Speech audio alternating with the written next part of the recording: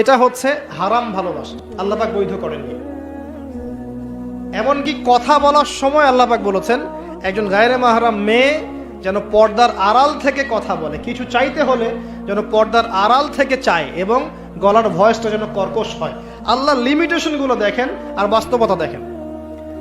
আল্লাহ পাকের লিমিটেশন হচ্ছে এরকম যে একজন মেয়ে যে আমার স্ত্রী নয় তার সাথে আপনি ফোনে কথা বলতে পারবেন না, প্রেমালাপ করতে পারবেন না, আপনি তার দিকে কামনার দৃষ্টিতে তাকাতে পারবেন না, আপনি তাকে স্পর্শ করতে পারবেন না, তার সাথে নির্জনে কোথাও সময় কাটাতে পারবেন না। আল্লাহর বাইন্ডিংস গুলো দেখেন। একজন নারীর সাথে ফোনে কথা বললেই কিন্তু সেক্সুয়াল সম্পর্ক হয় না, হয়। একজন গায়রে মাহরাম মেয়ের সাথে যদি আপনি বসে কফি খান তাহলে কিন্তু যৌন সম্পর্ক স্থাপিত হয়নি, এখন হয়। তারপরেও আল্লাহ রাব্বুল আলামিন বলছেন ওয়ালা তাকরাবুজ জিনা, এটার নাম আল্লাহ দিয়েছেন জিনা, আর বলছেন করো না এমনটা নয়, বরং ধার কাছেও যেও না। মানে একটা সীমারেখা দেয়া আছে, একটা মাঠ, এর চারপাশে একটা বাউন্ডারি দেয়া আছে, বাউন্ডারি পর্যন্ত। আল্লাহ বলছেন মাঠে ঢুকো না এমনটা বলছেন না, আল্লাহ বলছেন মাঠের বাউন্ডারির কাছেও যেও না। কথা বুঝতে পারছেন? ফল খেও না, না ওয়ালা তাকরাবা হাদিহি শাজারা, এই গাছটার কাছেও যেও না। মিলাতে পারছি আমি, বুঝতে পারছি? আদম এবং হাওয়া আলাইহিস সালাম এই গাছের ফল খেও না এমন কথা ছিল না, কথা ছিল এই গাছের কাছেও যেও না। একই কথা আল্লাহ বলছেন জেনা করো না নয়, ওয়ালা তাকরাবু জিনা, জেনার কাছেও যেও না।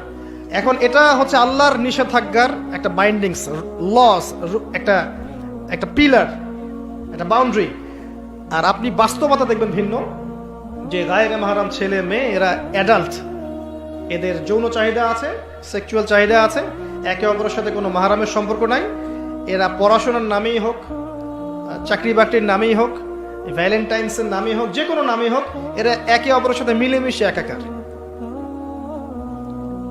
এরা কথা বলছে, কথা বলার পরে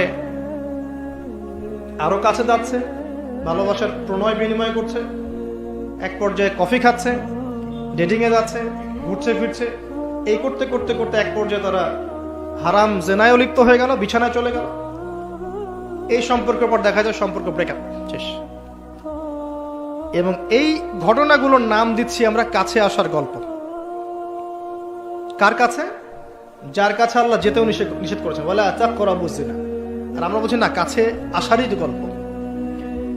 কাছে আসার গল্প হতে পারে মায়ের সাথে, মায়ের কাছে আসার গল্প হতে পারে, স্ত্রীর কাছে আসার গল্প হতে পারে, আমার সন্তানের কাছে আসার গল্প হতে পারে, দেশের কাছে আসার গল্প হতে পারে।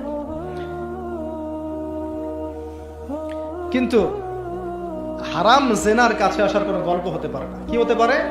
জাহান্নামের উপন্যাস হতে পারে। কি হতে পারে? জাহান্নামের আমল নামার একটা উপন্যাস হতে পারে।